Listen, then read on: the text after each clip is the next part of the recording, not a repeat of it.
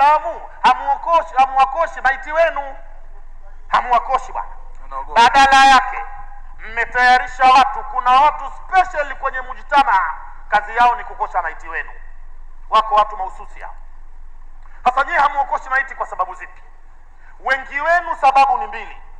La kwanza, kuna watu adatan kumwangalia maiti anaogopa. Wako watu yani kitabia anashindwa kuingia mahali alipo maiti. Wadhalika alkhawfu shaytani. Hofu hiyo haina maana, ni hofu ya kishetani, kwa sababu lazima uzoee kumuona maiti, kwa sababu na wewe ni maiti wa baadaye. La ilaha illa Allah. Na wewe ndio mkoshe baba yako. Lakini wengine hawakoshi maiti wao kwa kuamini hivi: jambo la kumkosha maiti lina ilmu kubwa mno, na yeye ilmu hiyo hana. Inabidi waitwe watu wanaomiliki elimu hiyo. Anaitwa mtu, anakuja.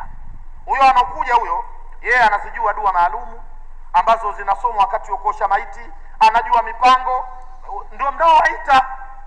Mara nyingi katika maudhui hii huwa nawaambia watu, hakuna dua iliyoandikwa katika kitabu aljanaza kwamba hii dua ndio ya kuoshea maiti.